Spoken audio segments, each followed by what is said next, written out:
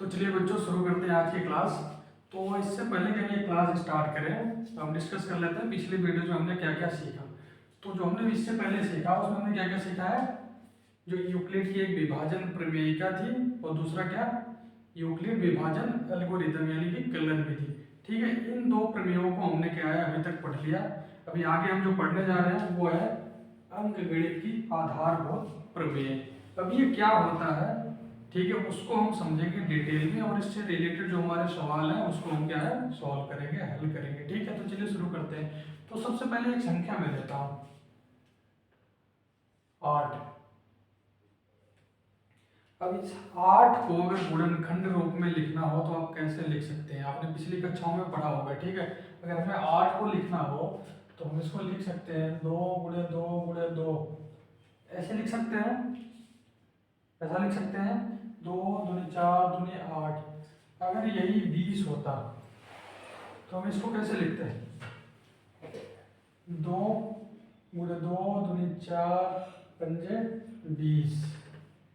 ठीक है, ऐसा हम लिख सकते हैं। ठीक है, अगर यही 32 हो तो हम लिखेंगे 2 गुणे 2 गुणे 2 गुणे 2 गुणे 2 गुणे 2। कितने 5 2 हो गए 5, 2 दूनी 4 दूनी 8 दूनी 16 दूना 32। ऐसा हम लिख सकते हैं, लिख सकते हैं कि नहीं, बिल्कुल लिख सकते हैं। ठीक है, तो जो अंकगणित की आधारभूत प्रमेय है वो क्या कहती है, समझिए ध्यान से। आधारभूत जो प्रमेय है वो ये कहता है किसी भी संख्या को, क्या है, किसी भी संख्या को अलग अलग अभाज्य संख्याओं के गुणनखंड के रूप में लिखा जा सकता है। अब यहाँ पे आप ध्यान से देखिएगा, तो ये जो भी संख्याएं हैं, ठीक है, मैं चलो एक और ले लेता हूँ 70 ले लेता हूँ। अब इसको मैं लिखूंगा कैसे, 2 गुणे 2 2 दूनी 4, नहीं 70 35 हो गया, 7 पचे 35, 2 पचे 10 इंटू 7। ठीक है, 2 पचे 10 सत्ते 70। अब इसमें अगर आप ध्यान से देखिएगा तो आपको एक चीज पता लगेगी, ये जो संख्याएं हैं, ठीक है, ये अलग अलग, ये सारी संख्याएं क्या है, अभाज्य है। ये भी अभाज्य संख्या है, ये भी अभाज्य है, ये भी और ये भी ये भी ये भी सब अलग अलग क्या है, अभाज्य। तो जो आधारभूत प्रमेय कहता है अंकगणित का वो यही कहता है किसी भी संख्या को उसके अभाज्य संख्याओं के गुणनखंड के रूप में लिखा जा सकता है। ठीक है, यानी कि 70 को 2 एक अभाज्य संख्या, 5 एक अभाज्य संख्या, 7 एक अभाज्य संख्या, इनके गुणनखंड के रूप में इसको क्या है लिखा जा सकता है।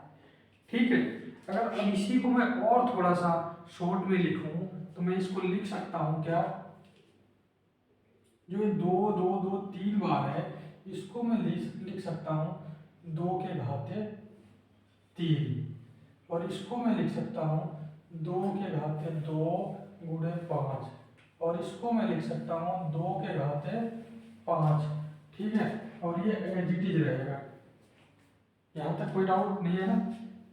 इसको मैं जो 2 आया 3 बार आया हम उसको 2 के घाते 3 लिख सकते हैं, 2 घाते 3 को ऐसे लिखा जा सकता है। ठीक है, तो जो अंकगणित की आधारभूत प्रमेय कहती है उसका जो एक्सपेंशन है वो ये कहता है किसी भी संख्या को उसके जो अभाज्य गुणनखंड है उसकी पावर के रूप में भी लिखा जा सकता है। ठीक है, तो यही हमारा क्या है अंकगणित का आधारभूत प्रमेय है। अब इसका उपयोग करके हम क्या करेंगे, एलसीएम और एचसीएम निकालेंगे। तो चलिए हम देखते हैं उसको कैसे सॉल्व करेंगे।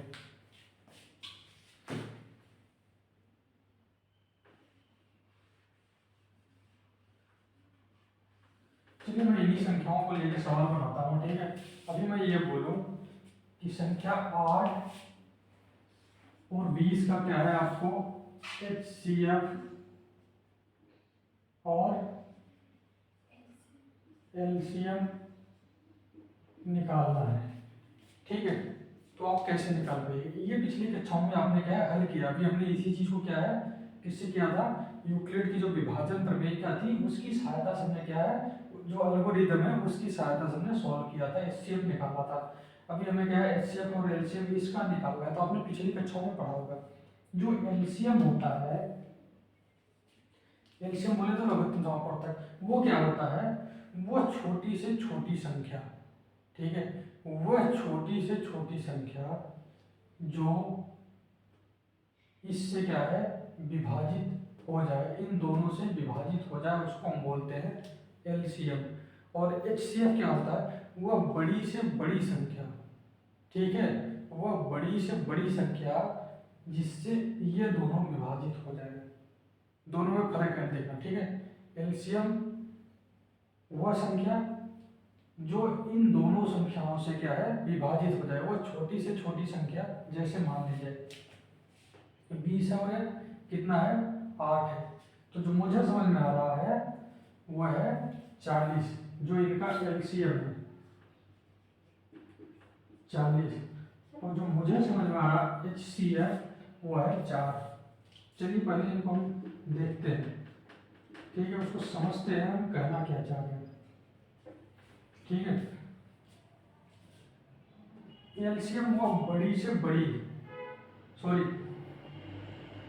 एलसीएम वो छोटी से छोटी संख्या जो इन दोनों से विभाजित हो जाए। 40 8 से विभाजित हो जाएगा, बिल्कुल। 20 से विभाजित हो जाएगा, बिल्कुल। 20 दूनी 40, 8 पंजे 40। अब क्या 40 से कोई छोटी संख्या आपके दिमाग में है जो इन दोनों से विभाजित हो जाए? अगर ऐसा है तो कमेंट करके मेरे को बताइएगा, ठीक है। ऐसी संख्या आपको नहीं मिलेगी जो 40 से छोटी हो और इन दोनों से विभाजित हो जाए, नहीं मिलेगा, ठीक है। 30 नहीं है, 31 नहीं, 32 नहीं, 33, 34, 35, 36, 37, 38, 39, 40, 40 ही है, क्योंकि 20 से छोटी वाली कोई संख्या होगी तो 20 से नहीं कटेगी, मतलब 20 तक के तो सारे खारिज हो गए। 20 हो सकता है लेकिन 20 8 से नहीं कटेगा, 21, 22, 23, 24 8 से कटेगा लेकिन 20 से नहीं कटेगा, ठीक है। अब एचसीएफ क्या है, वो छोटा सा छोटा संख्या, सॉरी बड़ा सा बड़ा संख्या, बड़ी से बड़ी संख्या जो दोनों को कट कर दे। 4 क्या है, 4 क्या है, 8 को भी कट कर देगी और 20 को भी कट कर देगी। 4 दूनी 8 और 4 8, सॉरी 4 5 20, ठीक है। इससे बड़ी कोई संख्या 5 नहीं, 6 नहीं, 7 8 9 10 11 12 13 14 15, आप सर्च कर लीजिए, ठीक है, आप खुद सॉल्व करके देखिए। 4 से बड़ी कोई संख्या नहीं मिलेगी जो इन दोनों को कट कर दे, ठीक है, समझ आया। एचसीएफ क्या है, एचसीएफ क्या है, बड़ी से बड़ी संख्या जो दोनों को कट कर दे। एलसीएम वह छोटी से छोटी संख्या जो दोनों को कट कर दे। अब मैंने बड़ी से बड़ी क्यों बोला, क्योंकि 2 भी इन दोनों को कट कर देगा, नहीं करेगा। 2 चौका 8, 2 9 20, लेकिन 2 हमारा एचसीएफ नहीं है, उससे बड़ी संख्या हमारे पास 4 अवेलेबल है जो दोनों को कट करेगी, ठीक है। यहाँ तक बात क्लियर। अब 40 हो गया, 40 अगर 80 ले लें, आप नाम 80 80 80 के बाद में 120 ले लें, 15 8 120 और 20 छक्का 120, मतलब बड़ी से बड़ी संख्या और भी हो सकती है, बट हमें एलसीएम में क्या है, वो छोटी से छोटी संख्या लेनी है जो दोनों से कट जाए। दोनों में डिफरेंस समझ आया, तो चलिए सॉल्व करते हैं।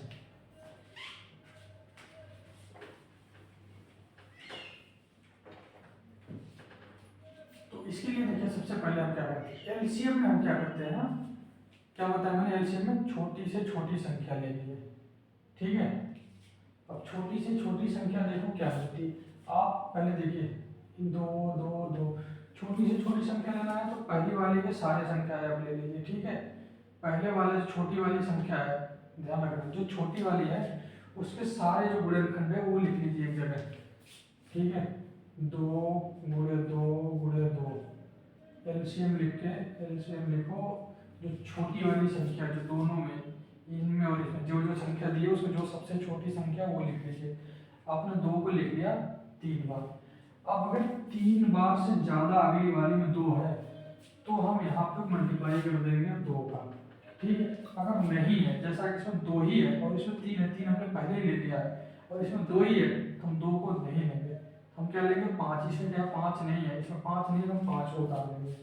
अब इसको हम देखेंगे कितना आ रहा है, इसको सॉल्व करेंगे, हम आएगा 2 दूनी 4 दूनी 8 पंजे 40, ठीक है।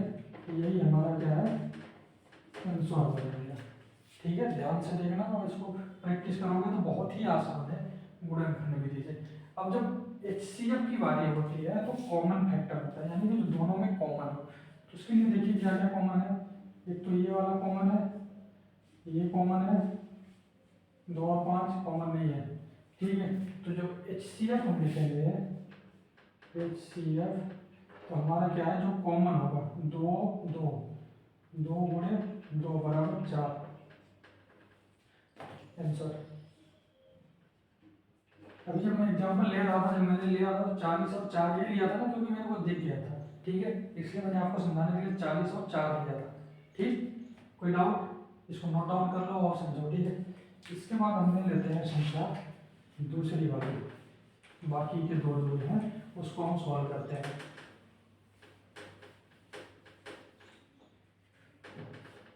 एक बार आप इसको ध्यान से देखिए। अब इन दोनों में क्या है, आपको LCM निकालना है और HCF निकालना है, ठीक है। अब एक बार खुद सॉल्व करिए, नहीं आता है तो मैं यहाँ पे हूँ बताने के लिए, ठीक है। तो देखिए सबसे पहले हमें क्या है LCM निकालना है। तो LCM के लिए मैंने क्या बोला था, जो आपकी सबसे छोटी संख्या दोनों में, ठीक है, 3 भी हो सकते हैं, 70 ग्राम का शॉर्ट दे दिया 75, तो जो सबसे छोटी है उसके सारे डिजिट जो भी है ना, ये मैं एक साथ ही लिख दे रहा हूँ उसको, 2 घाते 5।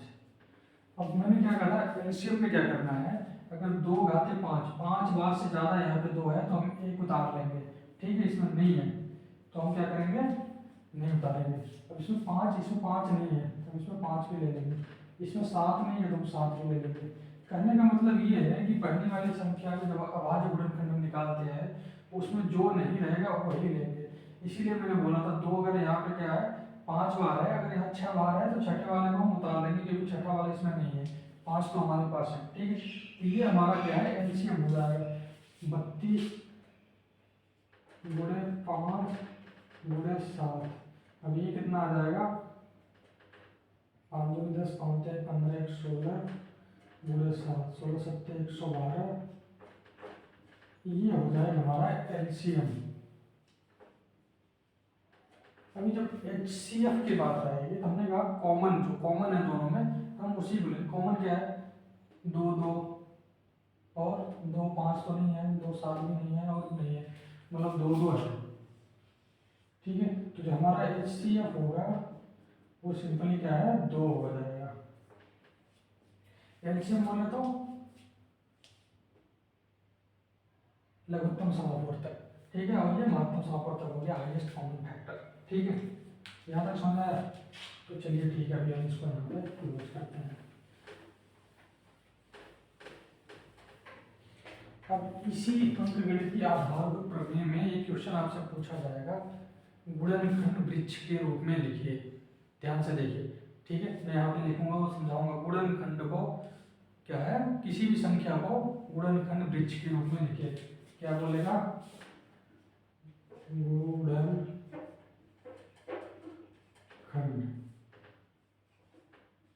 वृक्ष, ठीक है। अभी गुणनखंड वृक्ष होता क्या है, ठीक है, हम उसको देखते हैं। चलिए मैंने एक संख्या ले लिया, कितना, 27 300 हमने ले लिया, ठीक है। अब इसका हमें गुणनखंड, सबसे पहले हमें गुणनखंड करना है। तो गुणनखंड के अलग अलग तरीके हैं, ठीक है। एक है गुणनखंड वृक्ष के लिए, ठीक है। तो इसमें हम क्या करते हैं, जो संख्या है उसको कुछ हम ऐसे लिख लेते हैं, ठीक है। उसके बाद हम ऐसे करते हैं, एक छोटा सा यहाँ पे बनाएंगे बॉक्स, ठीक है, यहाँ पे क्या है बड़ा सा बॉक्स बनाएंगे।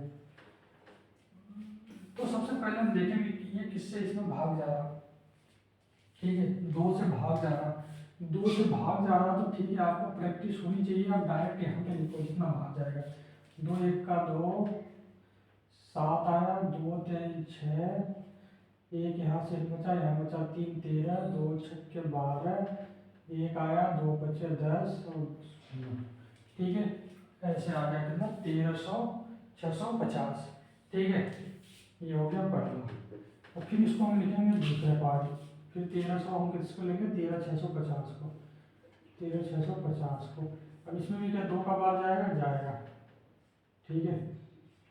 हम इसको लिखेंगे यहाँ 2 और यहाँ पे जो आएगा हमारा भागफल उसको लिखेंगे। भागफल कितना जाएगा, 2 छक्के 12, 2 अट्ठे 16, 2 दूनी 4, 2 बचे 10। ठीक है, इस तरीके से आ गया। ये सेकंड पार्ट हो गया। इसके बाद हम फिर इसको लेंगे कितना, 68 25 को। यहाँ पे तीसरा पार्ट आ जाएगा 68 25। इसको हम क्या करेंगे, 2 पार्ट में करेंगे। बड़ा पार्ट है, बड़ा बॉक्स बनाएंगे, छोटा बॉक्स बनाएंगे। छोटे में हम लेंगे 5 2 7 6 8 14 2 16 5 21। 3 से भाग जाएगा। ठीक है, 3 से भाग जाएगा तो 3 दूनी 6, 3 दूनी 6, 3 नहीं जाएगा, तो 7 6 13 8, 8 से 14 तो 16 5 21 जाना चाहिए।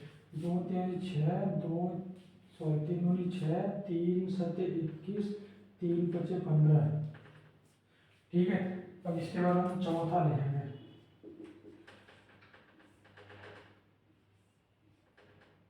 बाईस सौ 75। अब इसको हम लिखेंगे, फिर ऐसे बनाएंगे बॉक्स।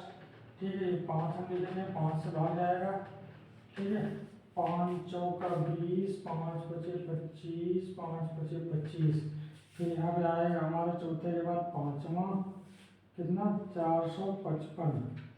इसको बॉक्स बनाएंगे, फिर इधर इधर इसमें 5 5 5 9 45, 5 1 का 5। उसके बाद हम फिर यहाँ पे लिखेंगे छठा 91।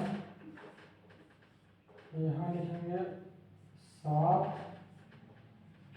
यहाँ आएगा 13 सत्ते 91।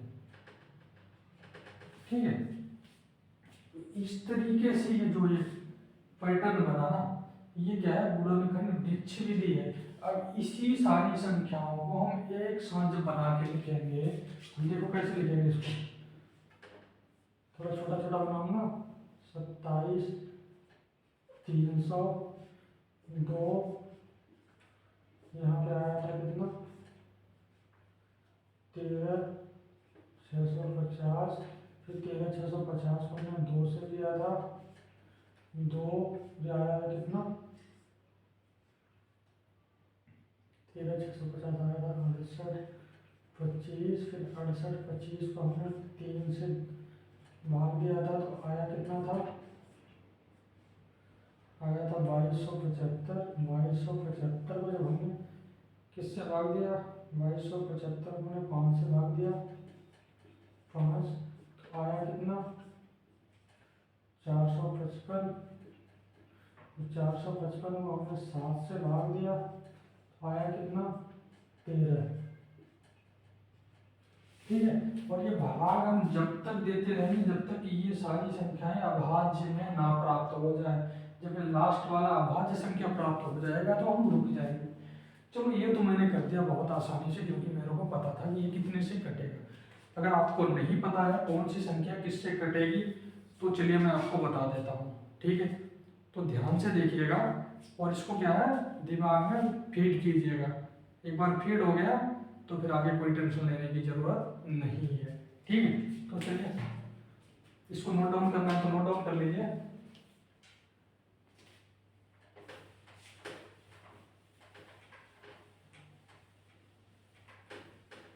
ठीक है, तो क्योंकि ये जब इसका गुणनखंड करके हमने इस रूप में लिखा ना, देखिए एक वृक्ष की टहनियों के रूप में ये लिख रहा है। ठीक है, इसीलिए इसको गुणनखंड वृक्ष विधि कहते हैं। ठीक है, गुणनखंड वृक्ष बोलते हैं इसको। ठीक है, अगर गुणनखंड वृक्ष आपको बनाना है तो कोई भी संख्या हो उसको इस रूप में आपको बनाना है। तो चलिए अभी हम एक चीज देख लेते हैं।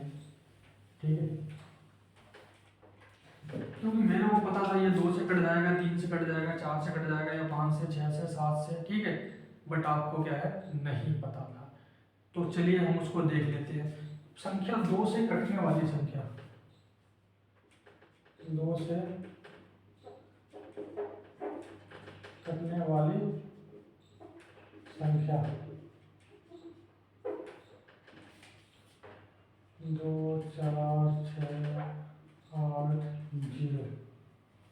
अब देखिए, जो भी संख्या हो, कोई भी संख्या हो A to Z, ठीक है, डजंट मैटर कौन सी संख्या, कितनी बड़ी संख्या, अगर उसके लास्ट में 2, 4, 6, 8 और 0 आ रहा है तो वो संख्या क्या है, 2 से क्या है हमारी कट जाएगी। ठीक है, वो संख्या 2 से विभाजित हो जाएगी। ठीक है, ये आप भेजे में सेट कर लीजिए, 2, 4, 6, 8 और 0, क्योंकि 2 की पहाड़ा जब आप पढ़ोगे ना तो एंड में आपको 2 1 का 2, 2 दूनी 4, 2 3 6, 2 चौका 8, 2 25 10। ठीक है, फिर यही लास्ट वाली डिजिट क्या है रिपीट हो जाएगी। इसलिए कोई भी संख्या अगर उसके एंड में ये है 2, 4, 6, 8 और 0 तो वो संख्या 2 से कट जाएगी। अब 3 से कटने वाली संख्या,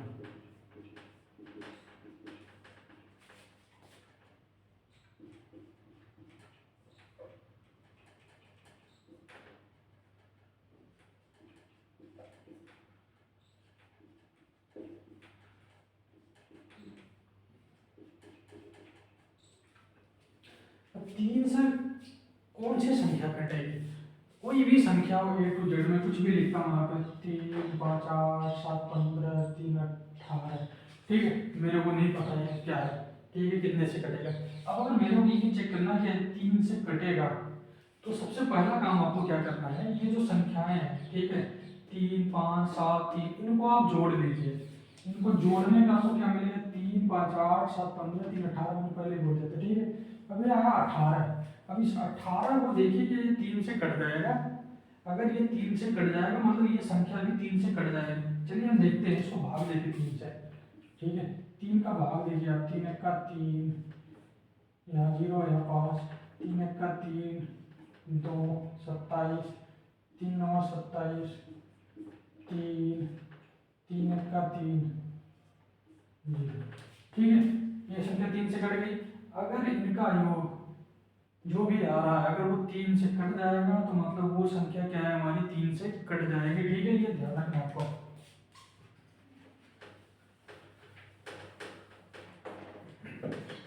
कोई भी संख्या अगर उस संख्याओं का योग जो डिजिट है उसमें उसका योग 3 से कट रहा है तो वो संख्या भी 3 से अवश्य कटेगी। ठीक है, ये नोट कर लीजिए। इसके बाद 4 से, ठीक है 4 से आपको याद करने की जरूरत नहीं है। ठीक है, क्योंकि अगर वो 4 से कटेगा तो 4 में हमारा आता है 4 गुणे 2। ठीक है, सॉरी 2 गुणे 2, 2 गुणे 2। ठीक है, 2 गुणे 2 बराबर 4। यानी अगर 4 से कटना है तो 2 से भी कट जाएगा। 4 से क्यों कट जाएगा, पहले 2 से ही कट कर लेंगे। ठीक है, 2 से कट करेंगे, अगर 2 से फिर कटना होगा तो दोबारा कट कर लेंगे। ठीक है, इसका भी है। अब 4 का पारा करो पढ़ोगे तो 4 1 का 4, 4 दूनी 8, 4 3 12, 4 चौका 16, 4 5 20, 4 6 24, 4 8 32, 4 9 36, 4 10 40। ठीक है, तो इसमें क्या होता है अगर लास्ट की 2 डिजिट, ठीक है अगर लास्ट की 2 डिजिट 4 से कट जा रही है तो वो संख्या क्या है 4 से कट जाएगी। जैसे मान लीजिए 516 मैं लिखूं। ठीक है, अगर इसको हम 4 से भाग दें तो 4 1 का 4, यहाँ पे आएगा 1, 11, 4 दूनी 8, 3, 4 9 36। ठीक है, ये क्या है 4 से कट गया। तो मान लीजिए मैं लिख दिया 500, 620 या 900, 912। इसको देखते हैं 4 दूनी 8, 1, 11, 4 दूनी 8, 3, 32, 4 8 32। ठीक है, यानी अगर लास्ट की 2 डिजिट 4 से कट जाती है तो वो संख्या क्या है 4 से डिवाइड हो जाएगी। ठीक है, ये भी भेजे में बैठा दें। कोई भी संख्या हो, ठीक है अगर उसके लास्ट के 2 डिजिट 4 से कट जा रहे हैं तो वो पूरी की पूरी संख्या 4 से कट जाएगी। ठीक है, बट इसकी आपको जरूरत नहीं है। ठीक है, आप केवल 2 का याद रखिए। इसके बाद 4 के बाद 2 3, 4 के बाद 5 का आता है। और 5 में जब आप पहाड़ा पढ़ोगे तो एंड में क्या है 0 और 5 आएगा। ठीक है, अब कोई भी संख्या हो, ठीक है A to Z कोई भी संख्या अगर उसके लास्ट में 0 और 5 आ रहा है तो वह संख्या क्या है 5 से डिवाइड हो जाएगी, यानी 5 से कट जाएगी। ठीक है, कौन सी संख्या, जिस संख्या के अंत में 0 और 5 आ रहा वह संख्या क्या है 5 से कट जाएगा, कुछ भी ले लीजिए आप, मान लीजिए 925 ही ले लिया मैंने, चलो 95 कर दिया तो मैंने 195 कर देता हूँ, आगे 5 5 3 15 4 5 5 9 45। ठीक है, तो ऐसी कोई भी संख्या हो जिसके लास्ट में अगर 5 आया या फिर 0 आया, वो संख्या 5 से कट जाएगा। ठीक है, तो बात आती है 6 की।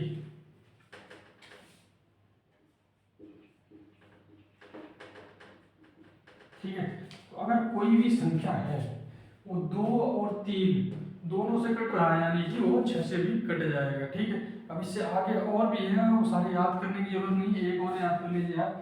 9 का तो चलो ठीक है, 7 हो गया, 8 का भी 2 और 4 हो गया, कोई बात नहीं।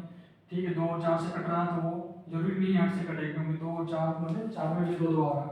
तो ठीक है, तो भी आपका एक 7 का बचा है, 11 चलो ले लेते हैं 11।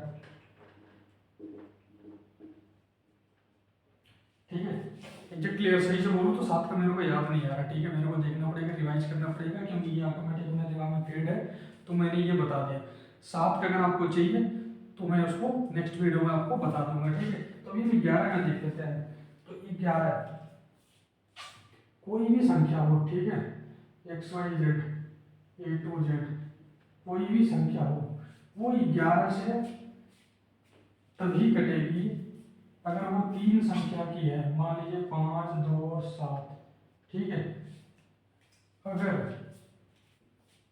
ये बीच वाली संख्या इन दो संख्याओं को जोड़ने पे आ रहा तो वो 11 से कट जाएगा। तो चलिए मान लीजिए जैसे ये हो गया मतलब 2 और 8 और 6। अब ये संख्या मैं बोल सकता हूँ कि 11 से कट जाएगा, क्योंकि 6 और 2 8 हो रहा। ठीक है, 6 और 2 8। चलो 11 से भाग दे के देखते हैं। 11 दूना 22 6 28 66 11 6 66। ठीक है, अगर वो कोई संख्या 3 संख्याओं वाली है तो उसके जो अगल बगल की संख्या है बीच वाली, कुछ भी हो, 5 यहाँ पे 4 कर दिया मैंने, 1 कर दिया, ये भी 11 से कट जाएगी। ठीक है, क्योंकि 4 और 1 5।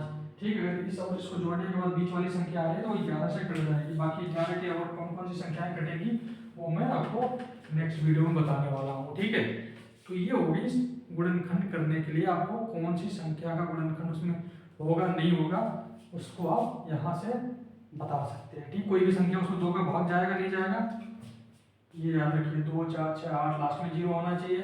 अगर 3 से भाग जाना है तो जो भी संख्या उसमें जो डिजिट है उसका योग जो है वो 3 से डिवाइड होना चाहिए, तो वो 3 से कट जाएगा। अगर उस किसी भी संख्या के लास्ट के 2 डिजिट 4 से डिवाइड हो जाते हैं तो मतलब वो संख्या ही 4 से डिवाइड हो जाएगी।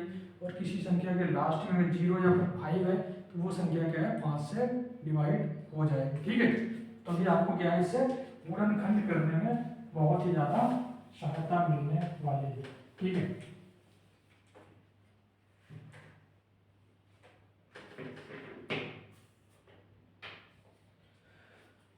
तो अभी चलिए कुछ एग्जाम्पल को सॉल्व करते हैं। ठीक है, कुछ एग्जाम्पल को यहाँ पे हम गुणनखंड वृक्ष विधि से सॉल्व करके उसको लिखते हैं। तो इसमें लिखा है एक है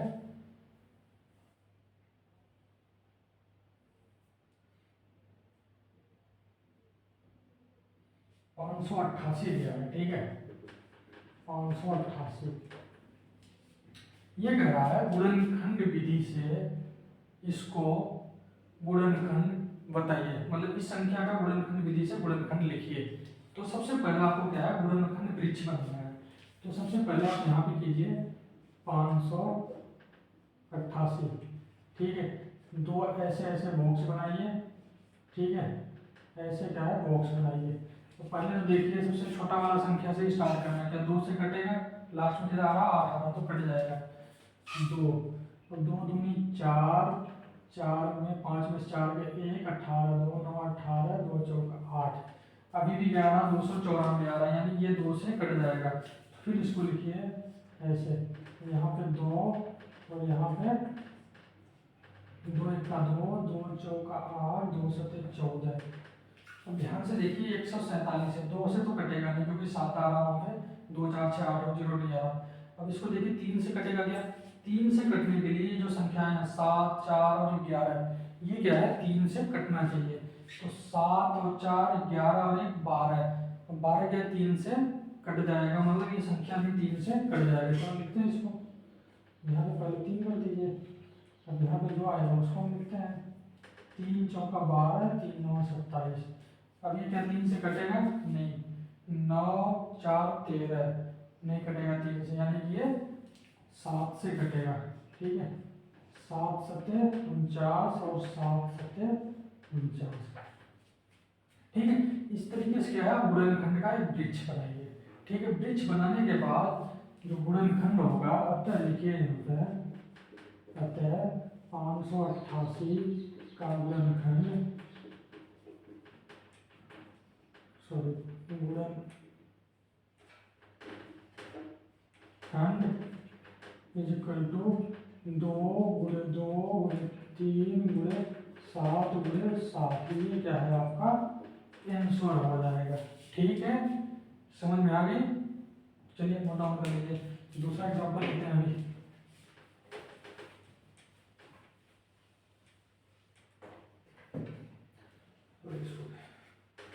दूसरा एक एग्जांपल है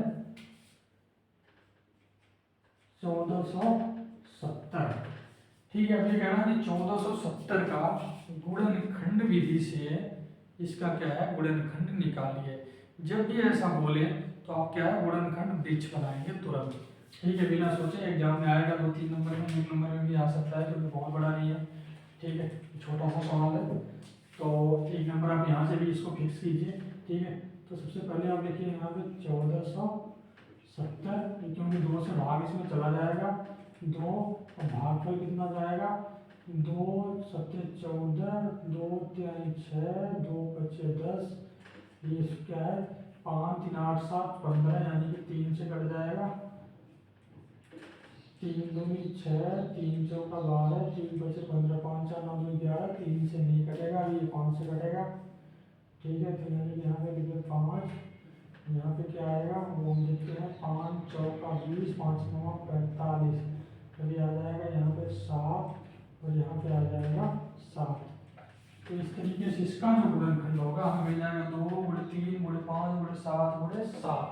ठीक है, जब तक ये संख्या अभाज्य नहीं आ जाती तब तक हम ये प्रोसेस आगे वृक्ष बनाते रहेंगे। तो इसका जो गुणनखंड हो जाएगा ये हो जाएगा 2 गुणे 3 गुणे 5 गुणे 7 गुणे 7। यही क्या है हमारा आंसर हो जाएगा। ठीक है, नोट डाउन करो।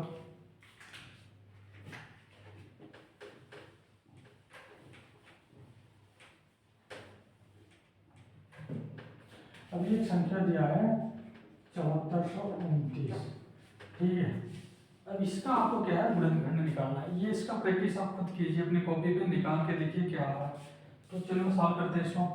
इसमें देखिए 9 2 11 4 15 और 7 22। ये 2 से भी नहीं कट रहा, 3 से भी नहीं कट रहा, 4 से भी नहीं कटेगा, 5 से भी नहीं कटेगा, 6 से भी नहीं कटेगा। क्या ये 7 से कटेगा क्या? देख लेते हैं। 7 का 7, 7 6 42 नहीं कटेगा। 8 से 9 से भी नहीं कटेगा। 10 से 11 से देख लेते हैं। 11 छक्का 66, यहाँ पे आएगा 8, 11 से 77, 5 11 से भी नहीं कट रहा है। ये 13 से देख लेते हैं। 13 5 65, 9 13 से 11, 13 से भी नहीं कटेगा। ये 13 से नहीं कटेगा तो 15 से भी नहीं कटेगा, तो 17 से देखते हैं। 17 चौका 68, 6 17 3 51, शायद ये 17 से कट जाएगा। ठीक है, हम इसको करके देखते हैं। ठीक है, अगर ऐसा कोई संख्या है तो आप क्या है यहाँ पे भाग लीजिए। 17 भागे 74 29, 17 चौका 68, यहाँ पे 68, यहाँ पे 6 2 17 3 51, यहाँ पे 1, यहाँ पे 1, यहाँ पे 9 उतर जाएगा। 17 7 119। ठीक है, तो ये क्या है 17 से कट जाएगा, तो हम इसको लिखेंगे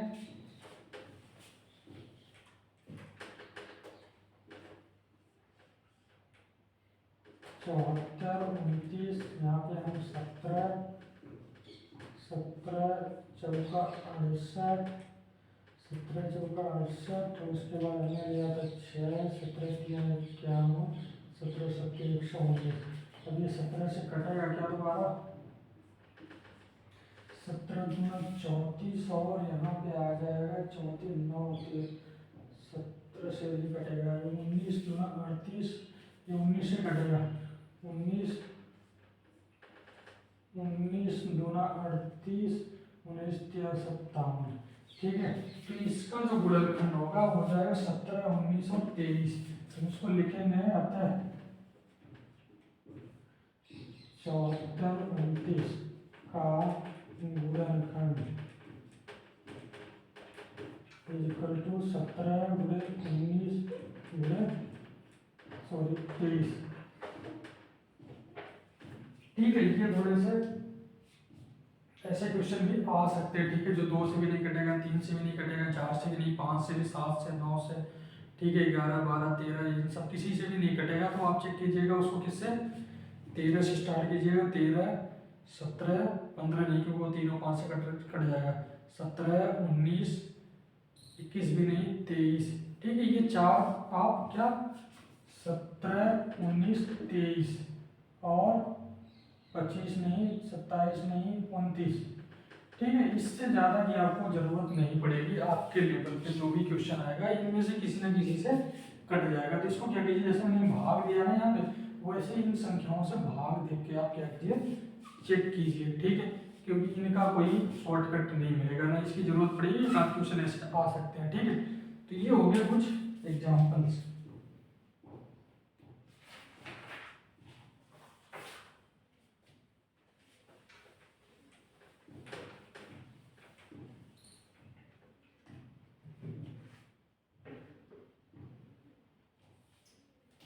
ठीक है, अब क्या करेंगे हम, एलसीएम जो निकाल रहे थे कि पहले मैंने बताया था, उसमें क्या है, एक रिलेशन डेवलप करेंगे जिसमें जो हमारा क्या है, एलसीएम है, एचसीएम है, और जो पहली और दूसरी संख्या है उसमें हम क्या है, रिलेशन डेवलप करने जा रहे हैं।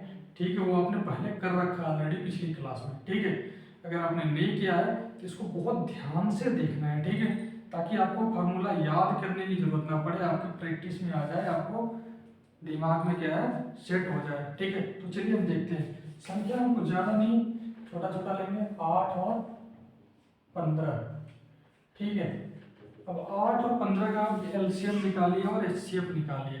ठीक है, एक बार निकाल के देखिए क्या होता है।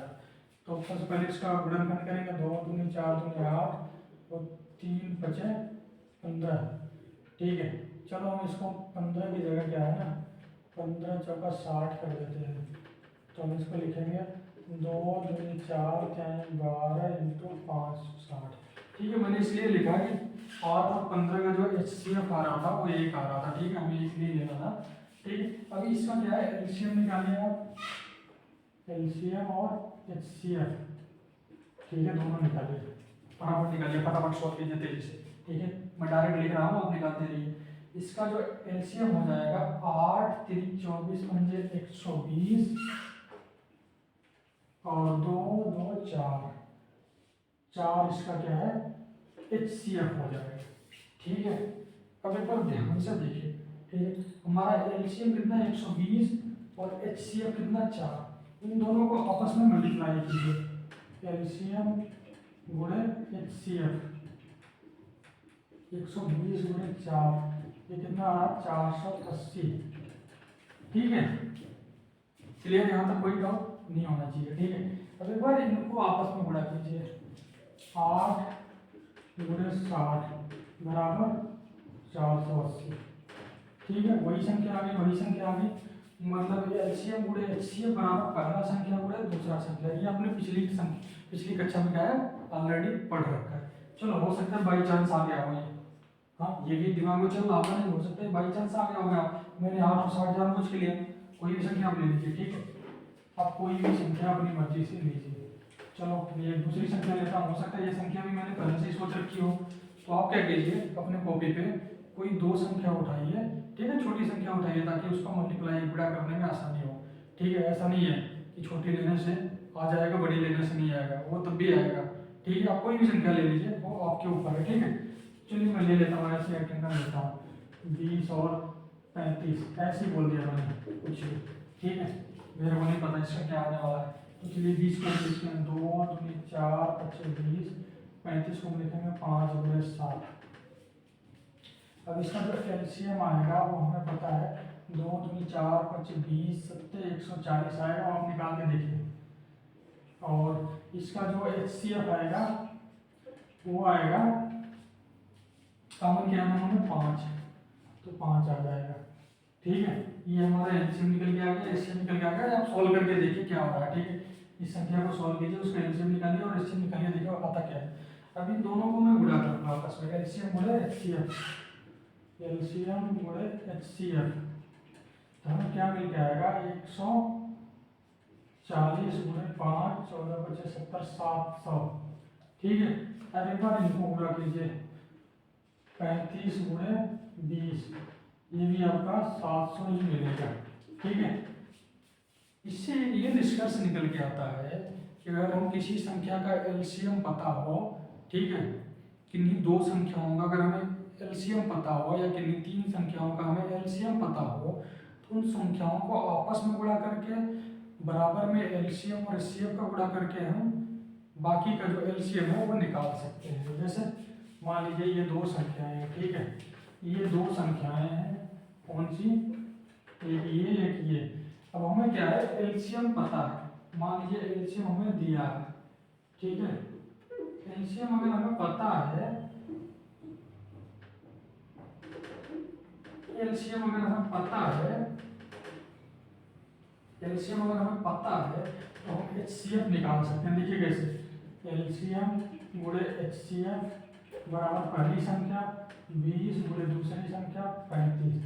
अब एलसीएम कितना है 5, सॉरी एलसीएम 140 है, ठीक है, 140 गुणे एचसीएफ बराबर 20 गुणे 35, यही है ना।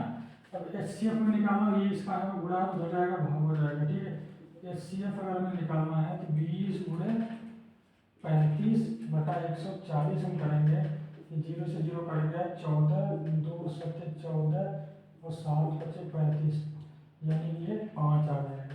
ठीक है, इस तरीके से क्या है हम कोई भी क्वेश्चन सॉल्व कर सकते हैं। अगर उसका हमें एलसीएम पता है तो हम एचसीएफ निकाल सकते हैं, एचसीएफ पता है तो एलसीएम निकाल सकते हैं, पहली संख्या पता है और एलसीएम एचसीएफ पता है तो हम दूसरी संख्या निकाल सकते हैं। ठीक है, तो ये फार्मूला एक बन के आ जाता है जिसको आप लिख सकते हो। ठीक है, ये मैंने आपको छोटे छोटे क्या है छोटे छोटे क्वेश्चन लेके सॉल्व करके दिखाया ताकि आपके दिमाग में ये सेट हो जाए। ठीक है, एलसीएम गुणे एचसीएफ बराबर पहली संख्या गुणे दूसरी संख्या होती है। ठीक है, तो हम इसको लिखेंगे एलसीएम गुणे एचसीएफ बराबर पहली संख्या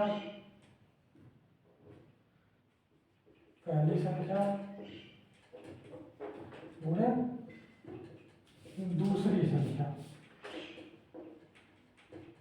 ठीक है, ये क्या है फार्मूला भी आपका बन गया। ठीक है, फार्मूले ऐसे ही बनते हैं। ठीक है, प्रैक्टिकली हम एक बार चेक करते हैं कि ऐसा होता है क्या, फिर उसको हम क्या फार्मूले का रूप दे देते हैं। तो ये हमारा क्या है फार्मूला होगा एलसीएम गुणे एचसीएफ इक्वल टू पहली संख्या गुणे दूसरी संख्या। ठीक है, इसको आपको याद करने की जरूरत नहीं है, जो मैंने छोटे छोटे क्वेश्चन बताए आपको वैसे छोटे छोटे क्वेश्चन आप खुद लगाइए, प्रैक्टिस कीजिए और चेक कीजिए। ठीक है, जब आप खुद लगाएंगे, प्रैक्टिस करेंगे और उसको चेक करेंगे ना, तो आपको इसको याद करने की जरूरत नहीं पड़ेगी, वो ऑटोमेटिक है यहाँ पे सेट हो जाएगा। मैथमेटिक्स का यही रूल है, क्या मैं बार बार बोलता हूँ, वो चीज़ आपको करनी है, वो क्या है प्रैक्टिस, अभ्यास। ठीक है, ये आपको क्या है रेगुलर बेसिस पे करते रहना है अगर आप इसमें महारत हासिल करना चाहते हैं तो।